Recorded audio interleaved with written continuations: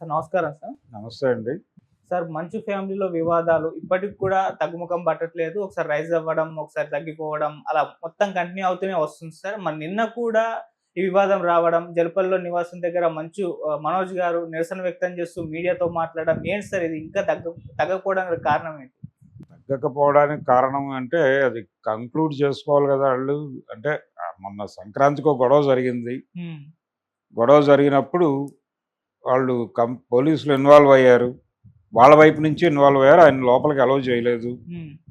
తర్వాత గోడ దూకే ప్రయత్నం చేస్తున్నారని ఇతని తాలూకా స్టాఫ్ అనే వాళ్ళ మీద కేసులు ఏవో బుక్ అయ్యాయి అక్కడ. ఆయన పోలీస్ స్టేషన్ దగ్గరికి వెళ్ళి నిరసన తెలియజేశాడు. మాకేం సంబంధం, మేమెందుకు వెళ్తాం అన్నాడు. ఆ ముందు రోజు మోహన్ బాబు గారేమో మనోజ్ గారు రాలేదు ఏమిటి అని మీడియా అడిగితే నేను పిలిచాను, వాడే రాలేదు అన్నాడు ఆయన. అది రికార్డెడ్ ఉంది, వీడియో అవైలబుల్లే. రాఘోపాలరావు గారు అన్నట్టు హిస్టరీ చింపేస్తే చిరిగిపోదు, చెరిపేస్తే చెరిగిపోదు. అలాగే ప్రస్తుతం ఇతని మనసులో ఉన్నటువంటి అభిప్రాయాలు నిన్న చెప్పడమే కాదు, మొదటి నుంచి అతని ఆర్గ్యుమెంట్ అదే. మా తండ్రి గారు మా అన్నగారి కంట్రోల్లో ఉన్నాడు, మా తల్లిని తన కంట్రోల్లో పెట్టుకుని మా అన్నగారి డ్రామా ఆడుతున్నారు అనేది ఆయన ఆల్రెడీ ఎస్టాబ్లిష్ చేసిన ఫ్యాక్ట్నే మళ్ళీ నిన్న చెప్పాడు ఇంకొక పద్ధతిలో. అంటే వాళ్ళ మధ్య సమస్య పరిష్కారం కాలేదు, కానంతకాలం ఈ యుద్ధం జరుగుతూనే ఉంటుంది.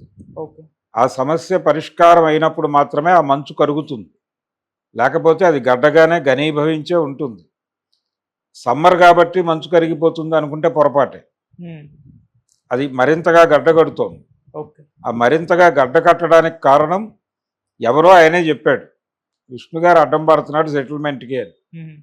మోహన్ బాబు గారు ఆల్రెడీ విల్లు రాశారన్నారు. ఆ విల్లు ఏమిటో చెప్పి ప్రపంచానికి ఎగ్జిక్యూట్ చేస్తే ఏమవుతుంది అని.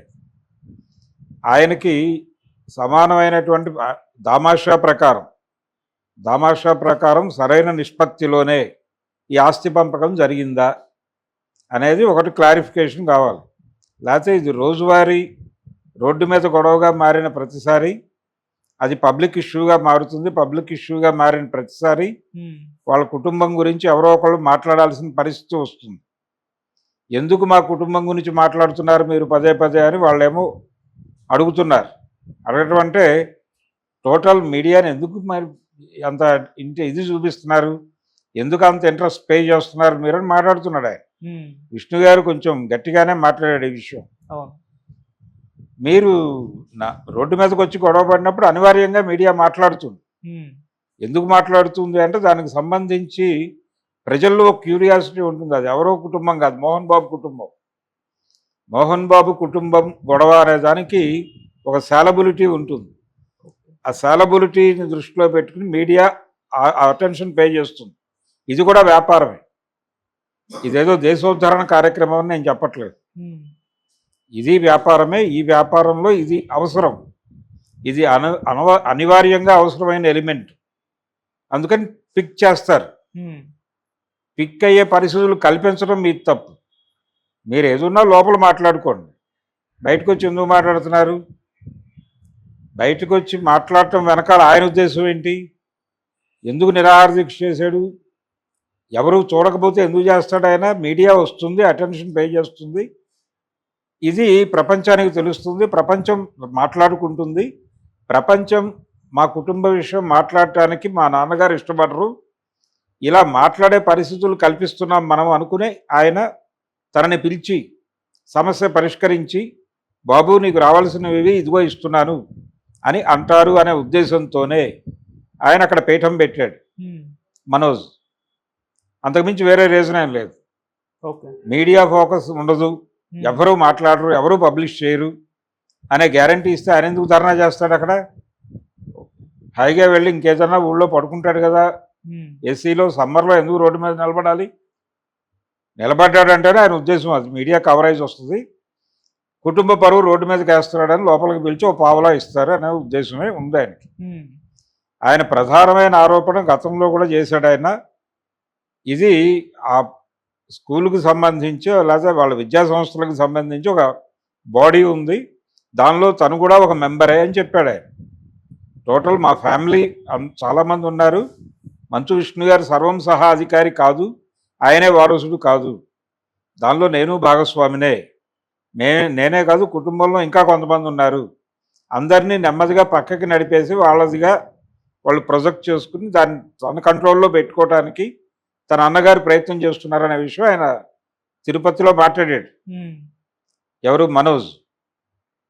ఇలా మా అన్న వైపు నుంచి నాకు అన్యాయం జరుగుతోంది, మా నాన్న మౌనంగా ఉన్నాడు, మా నాన్న మౌనం వెనకాల కూడా మా అన్నయ్యే ఉన్నాడు అని చెప్తున్నాడు ఆయన. ఇది ఒక వెర్షన్.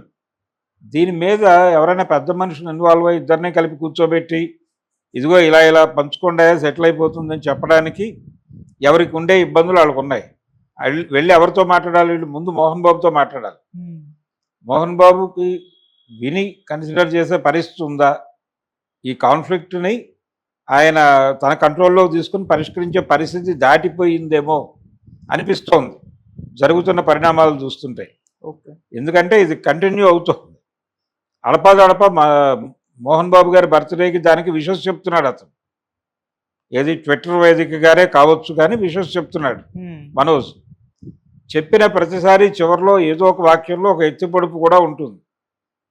నువ్వు సీరియస్గా పట్టించుకొని నీ కొడుకు అనో ఏదో అలాంటి ఒక మెలిక, ఒక సెంటిమెంటల్ మెలికేస్తాడు అతను ఆ లెటర్లో.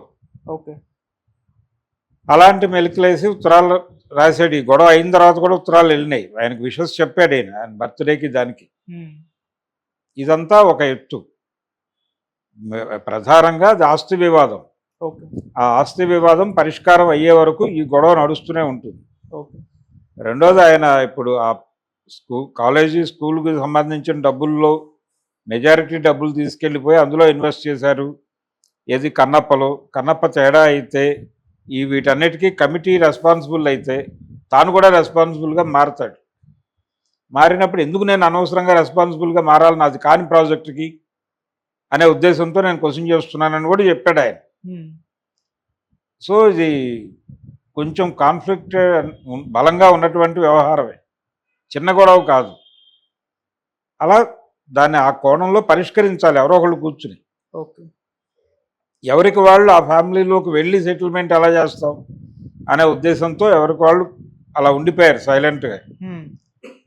ప్రేక్షక పాత్రలోకి వచ్చేసింది ప్రపంచం అంతా. ఇప్పుడు మనోజ్ వర్సెస్ మోహన్ బాబు ఫ్యామిలీ మధ్యలో మీడియా అనేటువంటి పరిస్థితి వచ్చింది. Okay sir. అండ్ తన సినీ కెరీర్ ఈ విధంగా కావడానికి కారణం కూడా మంచు విష్ణు అన్నట్టుగా ఆయన మాట్లాడుతున్నారు. ఒక సినిమాలో కూడా తనకి సినిమా కెరీర్ కోసం నేను నిలబడ్డాను, ఒక సినిమాలో ఫిమేల్ గెటప్ వేయాలి అని నాన్నగారు వచ్చి చెప్పారు, ఆ సినిమా హిట్ అవుతుంది, నువ్వు వేస్తే బాగుంటుందని చెప్తే మంచు విష్ణు గారి సినిమాలు నేను వేసాను, నాకు ఇష్టం లేకపోయినా నా సినిమా కెరీర్ మాత్రం ఈ విధంగా కావడానికి ఈయన కారణం అన్నట్టు మాట్లాడారు. మరి ఎందుకు దీని గురించి? అంటే ఆయన ఆల్రెడీ చెప్పుకున్నాడు ఇంతకుముందు. మనోజ్ చెప్పింది ఏంటంటే సినిమా ఇండస్ట్రీలో మేమిద్దరం నటులు కావాలి అనుకున్నప్పుడు మమ్మల్ని నిలబెట్టడానికి ఇద్దరికి సమాన అవకాశాలు కల్పించాలి కదా తండ్రిగా ఆయన. కానీ విష్ణుకి కల్పించిన అవకాశాలు నాకు కల్పించలేదు అనే ఎలిగేషన్ ఆయన వెరీ ఫస్ట్ డేనే చెప్పాడు ప్రపంచం ముందు. అది నిజమా కాదా అనేది వెరిఫై చేసుకోవాలి. మోహన్ బాబు గారు దానికి రియాక్ట్ అయ్యి రిప్లై ఇచ్చాడు. నీకు ఎన్ని అవకాశాలు నేను ఇవ్వలేదు మనోజు, నీకు తెలియదా అని మాట్లాడాడు ఆయన.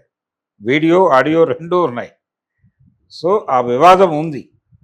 కెరియర్ పరంగా తనని వాడుకున్నారంటే తను నటించినటువంటి మోహన్ బాబు బ్యానర్ సినిమా లక్ష్మీ ప్రసన్న మూవీస్లో తను నటించిన సినిమాలకు కూడా తనకి న్యాయంగా రావాల్సిన రెమ్యూనరేషన్ కూడా ఇవ్వలేదు.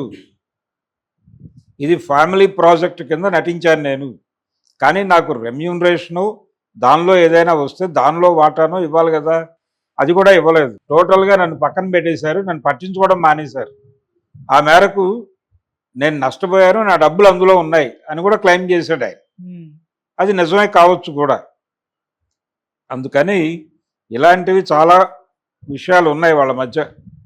ఆర్థిక లావాదేవీలకు సంబంధించిన చాలా సమస్యలు ఉన్నాయి. అందులో భాగమే వాళ్ళ సినిమాకు ఉపయోగపడుతుంది అనుకుని ఈయన ఆడపాత్రలో నటించుట, లేదా డ్యాన్స్ చేయుట.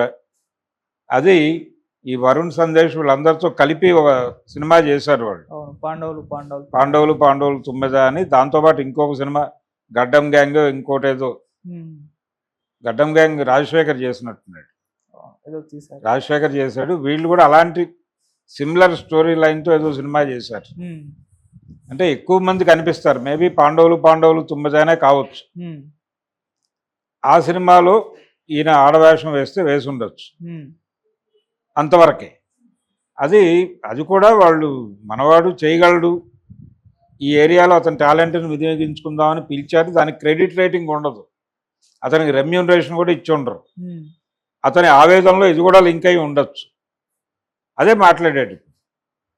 అందుకని అన్ని విధాలుగా మీరు నన్ను వాడుకోవాలనుకున్నప్పుడు నేను కుటుంబ సభ్యుడిని, నేను డబ్బులు అడిగితే మాత్రం నేను పరాయివాడిని, ఇదేం పద్ధతి అని క్వశ్చన్ చేస్తున్నాడు అతను.